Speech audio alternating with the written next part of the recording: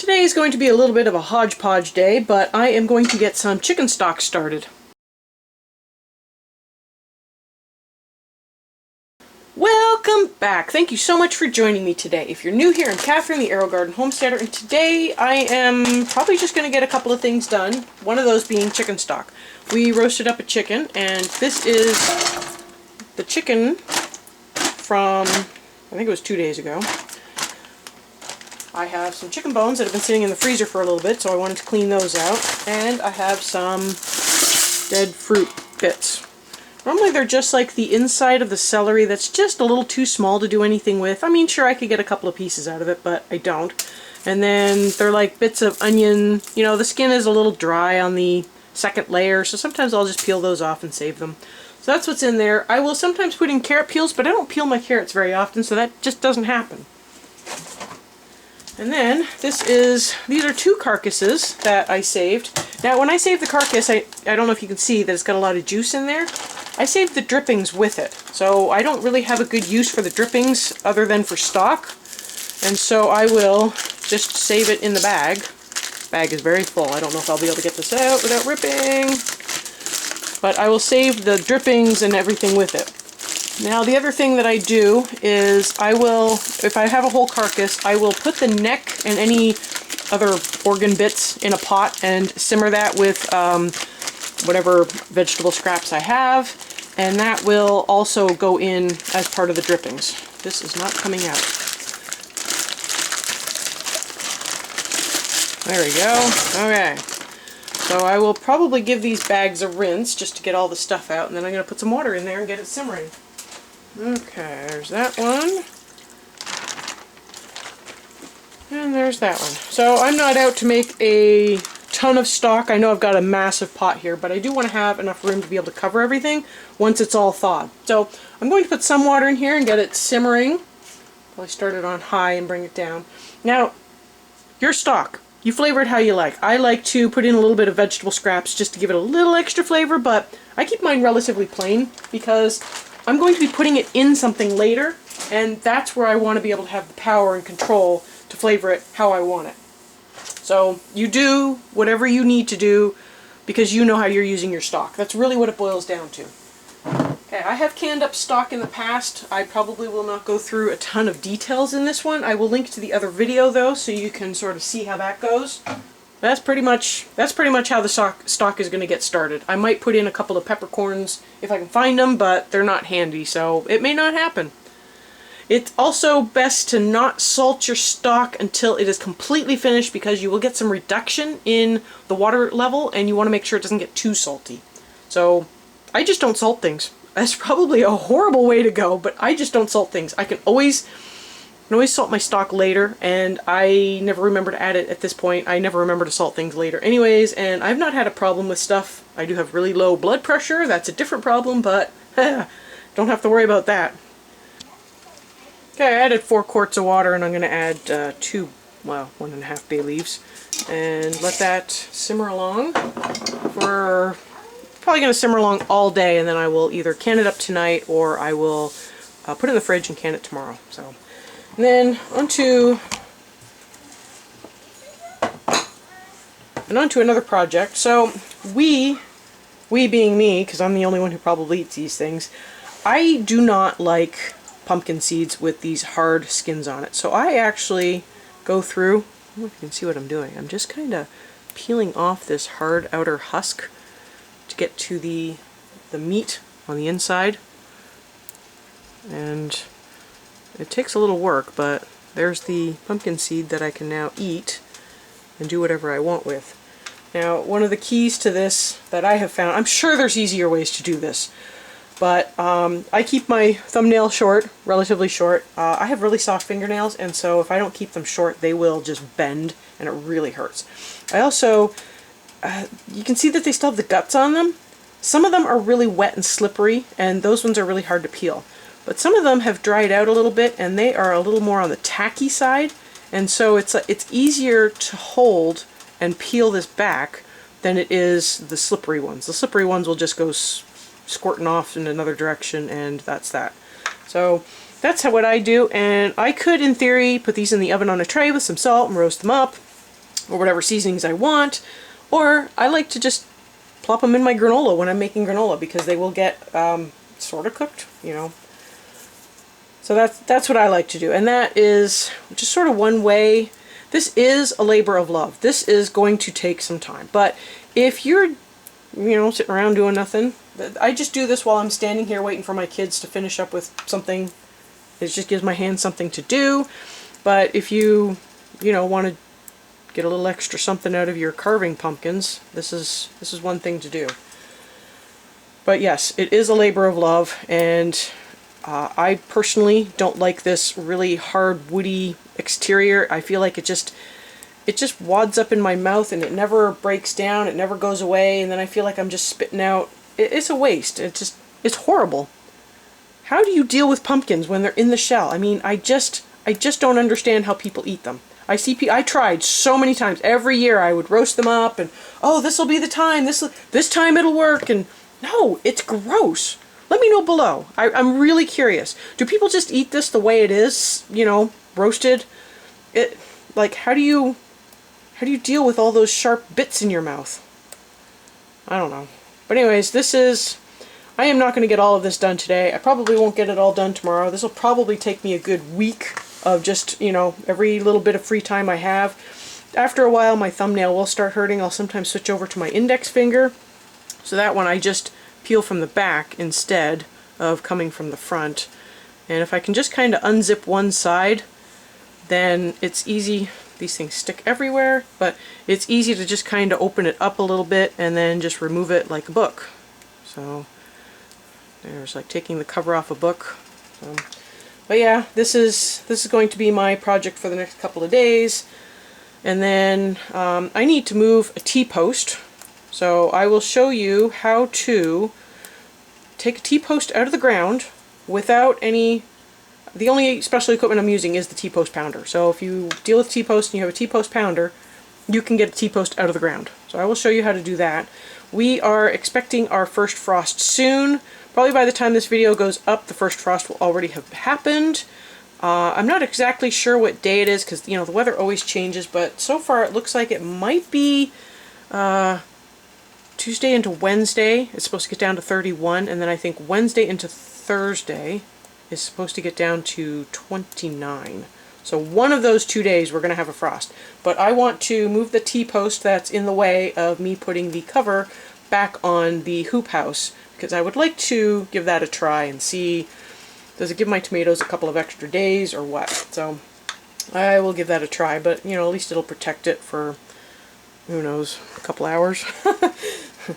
I probably need to put blankets over the tomatoes to really protect them, is probably what really needs to happen.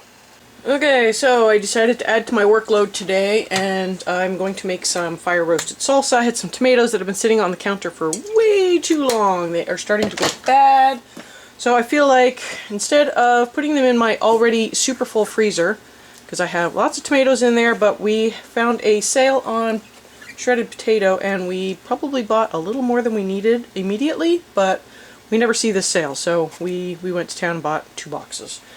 Which means there's a lot of potato in my freezer right now and no space for anything else. So I am going to do tomato salsa, like just a roasted tomato salsa, to get rid of the tomatoes, and we can just eat it. So you can use a jalapeno. I am making this so that my kid can eat it, because he is really picky when it comes to spice, and I know a lot of people can be pretty sensitive to spice, so, you know, we do what we can. I am just using a regular bell pepper. I will be putting these in the oven, skin side up, to roast under the broiler for probably 6 to 8 minutes, I guess, until the skin starts charring and blackening a little. And then on to the next step after that. So because I am still making soup, I will be putting in the onion. So I can just chuck this straight into the soup. And then after this is roasted, but while it's cooling down, I will probably go out and deal with the T-post. So, because at that point it'll be warm enough to be worth going outside. It's a little chilly this morning. So, but I will go outside and then I can work on some of the other outdoor things. I have to clean the coop. So, fun stuff. Clean the coop. I have discovered if I wait long enough, then the chickens have all laid their eggs, and I only have to go out for eggs once instead of having to go out twice for eggs.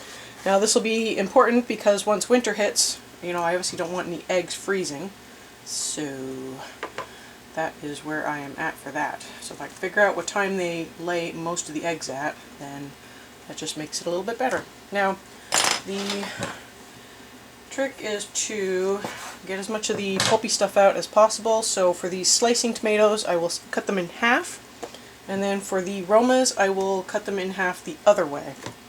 So these ones are equatorial, and the other ones, the Romas, will be cut pole to pole. But I'm still going to remove the cores, remove any other nasty bits. Some of them are pretty bad, some of them are not so bad. Then I'm going to remove the pulp. We just like a less juicy salsa. Like, I like the juice to come from the lime and lemon, not the juicy part of the tomato. So this one I think is just soft. Okay, well, I'm just going to power through this and then get it in the oven. The oven is not turned on just yet. I did empty it of all my cast iron because I have been storing it in the oven lately, but it is not on yet because it doesn't take that long to heat up the broiler, honestly. Okay, just turn the oven on to broil. Get all these cut, and there's a little oil in the bottom of the pan, just to help prevent sticking a little bit. And then a little oil on my brush. I'm just going to kind of brush them a little with oil, try to keep the skins up.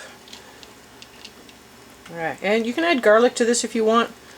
I don't normally add garlic to my salsa, so I would hate to do that now and find out my son doesn't like it, so I am going to pass, but that is a valid addition that you could put on the tray and roast up as well. Honestly, anything that you normally put in your salsa, you could probably roast part of it. Probably roast the lime too. I bet you that would give it a nice little char if you put it flesh side up, just a little. Okay, so I do have my broiler on now, and I am going to get this in, and it's probably going to take about 6 to 8 minutes. I'll show you what it looks like when it comes out. Well, it took a little longer than 6 to 8 minutes. I think I might have had my rack a little too low. I ended up moving it up. I wanted to make sure everything got a good char on it, so the stuff over in this corner had been moved out of the center, and other things that were sort of on the edges. As you can see, the edges didn't get as dark, but I tried to move some of those into the center a little bit, which was where it was getting a lot darker. But I wanted to get a really nice char on these because the skins of the tomatoes are going to come off. So I want the flavor to, you know, penetrate through. The skins of the peppers will probably come off too, but it's the flavoring of the char that I want to maintain. So you want to get a really good char on it. This is how it looks. This literally just came out of the oven. It is way too hot to handle, so I am going to let it sit for a little bit until I can peel these, and then I will process it down and turn it into salsa. So I am going to go outside now, move a T-post, and clean up the chicken coop and get the outside stuff done. Okay, so just like these can be bent on, you put it back in and you can bend it off. Helps if you don't drop your screwdriver, but once you get it sort of halfway twisted, you can generally just pop the clip off. So I am going to obviously get the fencing off because it'll make it easier to remove the post. If you just have a plain post in the ground with nothing attached to it, then you can just skip on to the next step, obviously. Okay, I got the fencing off. The metal clips can't really be used because after you've bent them, unbent them, and try to bend them again, they do tend to break. So you will need something really heavy duty to do this. I just used the post pounder. So you're going to try to, this is the important side, the one with the little pins on it, the wedges. You're going to want to put it under one of them and then pull it forward and then push it back and try to hook it under the next one. I guess I didn't pull it forward enough. There we go, and you're just going to ratchet it up. There we go. Ugh. Does take a little work, but it's possible to do it. There we go. And there it is, out of the ground. So yes, you will need something really stiff and heavy duty to do this, but If you want to put them in the ground, you should have a way to get them out of the ground. Okay, so that was how to get a T-post out of the ground. I will probably just set this off to the side. So what I ended up doing was I wrapped the fence around this T-post here so it's out of the way. In the spring, I guess I could have left that post there so it was, you know, I could just reuse it in the spring, but hey, I didn't think about that until just now. So I'll just set this post off to the side so it doesn't interfere with the door to the hoop house. The fencing is off to the side now.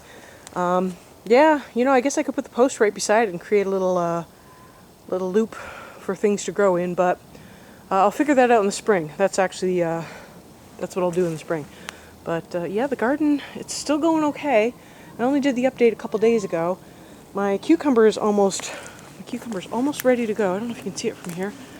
I didn't take the camera off the tripod, so I don't want to hit it on anything. But yeah, no. I'm gonna get the chickens going because they know what's coming. They are waiting for the food. So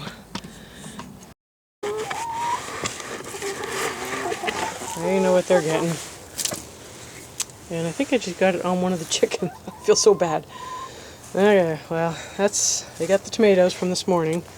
And I wanted to show you this. So this can accommodate a heater. We just had the water going into it in the, I don't know if you see the little bump on the cap, but that allowed us to put in the irrigation directly into it. Well, what we did was we ran a line so we could put a heater in, and we just put it in this pipe to protect the cord, and it just goes over to the house, and we fed the wire through. So we've got some IBC totes that have a heater, you know, some heat tape wrapped around it, and so that will tie into that as well. Okay, well, it seems to be cool enough that I can take the skins off, so I am going to go through and get what I can off. I will save the skins because I can either freeze dry them or dehydrate them or whatever suits my fancy to them and use them as tomato powder. I did clean my hands after going outside and dealing with garden stuff, so I feel like I wash my hands a million times a day. So this is why I wanted to make sure I charred the skin pretty good, because it will go through to the flesh and add that charring flavor that I want. Okay, now that everything is peeled, I am going to get it in the blender. I do not want to have this a super smooth salsa. I want this to be slightly chunky. So I'm probably just going to blitz it and just get it going that way. I will probably also add a little bit of this juice, but I also want to add in the lime juice before I start blending, just to make sure I have enough liquid in here to get it going so I don't have to overprocess it. I also have to be really careful I don't spill this either on me, on the floor, or all over the counter. That is a distinct possibility. And use whatever you have. If you've got like a food processor, it'll probably work just fine with that. I finally managed to get my hands on a Vitamix, so this is kind of my second time using it. I did do some dehydrated eggs before, and I did powder it up in the Vitamix just so I could have a smooth powder for rehydration purposes. This is kind of the first time I've ever tried to do that, so worked pretty good for that. So we'll see how it works for salsa, and I'm already making a mess. Okay. A little lime juice. I don't want to put too much in just yet. This is definitely a taste as you go type thing. Then some salt. Again, taste as you go. I did put in some cilantro. I did put in some cilantro. I'll probably put in a little bit of freeze-dried stuff. But other things you can put in, obviously, are the cumin I mentioned. You can put in like any of the hot sauces that you want. Oh, that was really sealed. Okay. Let's get some of that in there. And let's get this blitzed up. See how it does, flavor-wise. Still learning how to use this. Apparently I turned it on somewhere. There we go. Might need a little more processing. Yeah, there's some big chunk of onions still. So Do that a little bit more. You gotta be really careful if you're using silicone coated somethings with blades, because if you cut it, it creates an area for bacteria to start growing and causing all kinds of nastiness. I'm gonna give it a little bit longer because there's still some onion chunks. Yeah, well, I do still have some, whoops, had some big pieces of onion. Okay, I do still have some. Might give it a little longer. Yeah, there we go. That looks pretty good. Still looks like it's got some texture. Okay, I got most of the big chunks of onion out. So at this point, it is a taste it and then adjust salt, lime juice, and acidity. I use citric acid to adjust my acidity if the lime juice isn't acidic enough, which I find that this stuff in the bottle is not very acidic.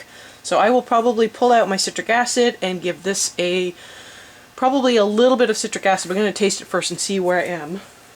Okay, well, I probably won't take you along for the full process. It tastes really good. I can really taste that the roastiness of it, but it definitely needs more salt, probably a touch more pepper, honestly, and more. I don't have any of the lime flavor in there, so I will be putting in more lime flavor, but it does need more acidity. So I'm gonna get the citric acid. Okay, and if you work with this stuff is really powdery. Don't breathe in the powder; it's not good for your nostrils. It's also really potent, like an 1/8 of a teaspoon. A pinch goes a long way. So I probably should have put that in a bowl and mixed it. Okay, I'm gonna taste it. I'm gonna put it in a bowl, and I'm gonna stir it by hand from now on. But pretty much, this is it. It's lather, rinse, repeat, and just keep tasting until you feel like it's got the right salt level.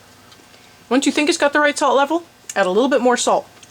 It'll improve the flavor greatly. Okay, I'm going to keep going on this. Like I said, I'm going to get it in a bowl. So this is how the stock looks. I have strained it. I put it in the fridge overnight so I could scrape some of the fat off. This is a pretty soft fat, but I'll just scrape this off. I don't want it to compromise the jars, the sealing of the jars, so it's at least some of it has to go. I'll probably leave just a tiny bit, little bits that don't come off here and there, just to, for a little bit of flavor, but for the most part it's going to come off. And then I will get this canned up. I realized that some of the stuff in this video is probably going to carry over to a couple of days, so I might actually just roll this into the garden update as well, since I had to move that T-post. We've got a frost coming, I'm going to be closing down the garden, so I'll probably just take you along and this will all just get rolled over into the garden update. So this will probably be a little bit of a long video this week, but I think it'll be worth it in a way, just to show how the garden is doing and how I'm shutting it down. So this is what I was able to pick out of the garden. I got a cucumber, I got lots of cherry tomatoes. I picked the cherry tomatoes bunches and all. I think they will ripen up a little bit better that way. I do notice that tomatoes that don't have their cap don't ripen quite as nicely as the ones that do have their cap, but unfortunately a lot of these won't have their caps. And if they don't ripen very well, I will just feed them to the chickens. I feel like I've got a great excuse now for, oh well, didn't work out. This was actually the tomato bunches that were along the side fence and the back of the yard. These are the ones that were from the garden, the central gardens with the trellises. I did get a couple of peppers, so these were the bell peppers that I got, and then I got a couple of mystery peppers and I got one jalapeno, I think. So I can dig that out. No, that's not the jalapeno. I did get one jalapeno and I got one Anaheim. So, but there is a little jalapeno in there. It is a little tiny jalapeno, but this one it's also full of tomatoes as well. These are all just tomatoes. But any that don't do well, I will just feed to the chickens.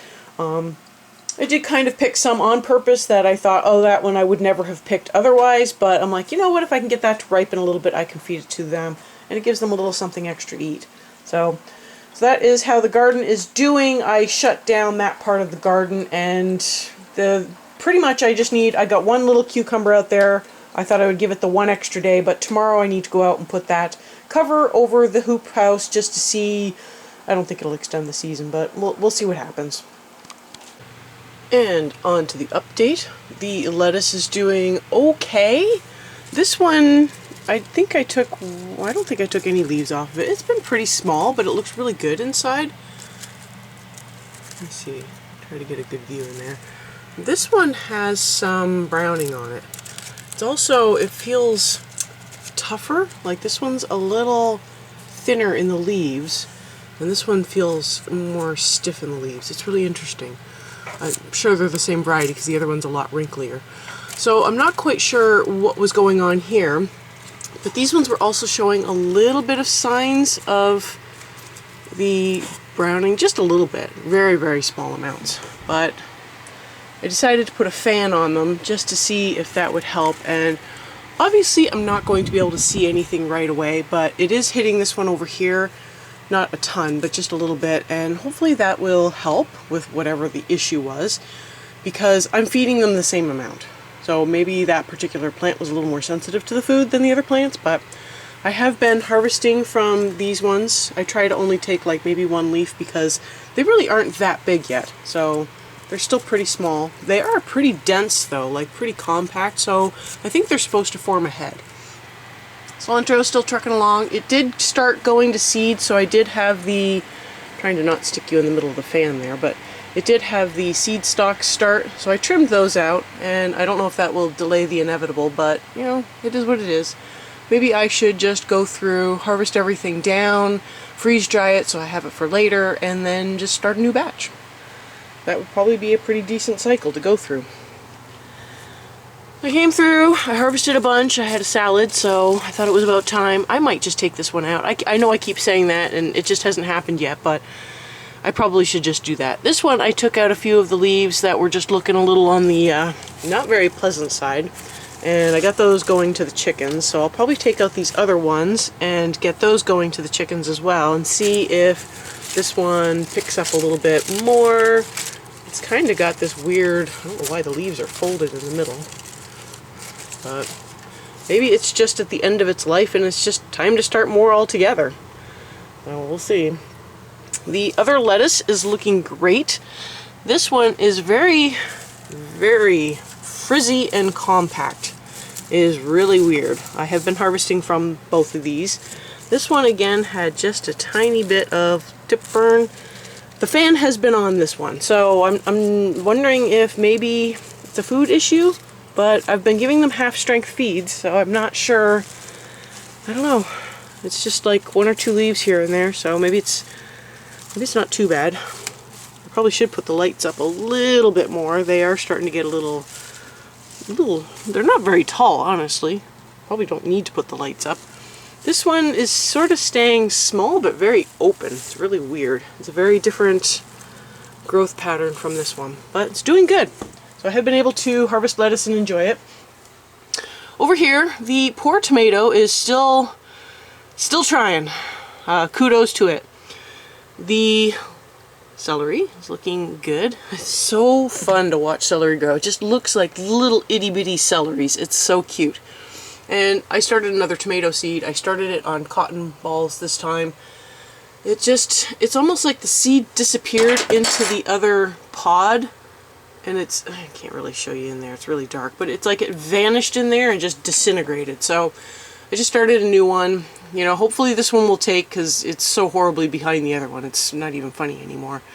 But I guess we'll see. So this is how the downstairs is doing. Oh my goodness, the tomato plant upstairs is doing phenomenally well. So from the one that's doing poorly to one that's doing really well, luck of the draw, I guess.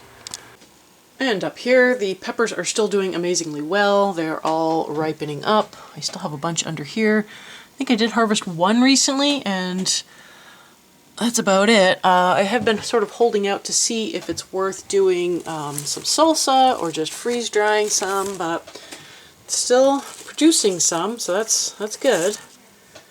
And then over here, the tomato plant is doing really well. It's putting out a lot of side growth. Got all these suckers going. So I think this is supposed to be a determinant, so I'm just going to leave all the suckers there, obviously. Sorry, my lemon trees and lime trees are in the way. I think they are going to flower. At least this one is. There's a bunch of little flower, they look like flower nodes or flower buds on one of the branches. So there's two. This one's got the flowers on it and this one doesn't. But anyways, the tomato is doing really well. So I can't wait to see how that does. I'm going to have to raise the light again. So it's doing really, oh my goodness, there's flower buds starting too. Excellent. So I guess to see what the tomatoes are like on this. So I'm hoping that this will be a good Aerogarden tomato that is also good for salsa in the winter. So stay tuned for that. We will find out together. And finally onto the outdoor garden. So the freeze I was expecting last night didn't happen, so everything pretty much just looks the same as it did pretty much the last time we looked at it. I did harvest the cucumbers, so I had a little tiny one and that other one. So I don't think there's any cucumbers left on the vine, so when that goes there won't be any loss. I did harvest most of the tomatoes, but I did leave a few little tiny ones on here that I just didn't think were quite worth picking. But yeah, it still has flowers. I mean, like, how insane is that? So I'll probably do an update next week after the frost hits. I'm sure we're going to get frost tonight. We're supposed to get down to 30. But, you know, the next night after that, it's supposed to be 27. So at some point it will happen. But yeah, that pretty much wraps everything up for the things I needed to get done. And I did winterize that part of the garden, so we'll see what happens. I moved the tote with the beets in it, and I actually moved the chive and green onion in there just in case. I don't know if it'll help with anything, but yeah, so that is the garden. I hope you have enjoyed watching this come together from spring seedlings all the way up to fall harvest. I will be obviously processing tomatoes and stuff over the next few months as I pull things out. Thank you so much for joining me today. I'll have some videos up at the end that you might enjoy, and I will see you next time on the Aerogarden Homestead.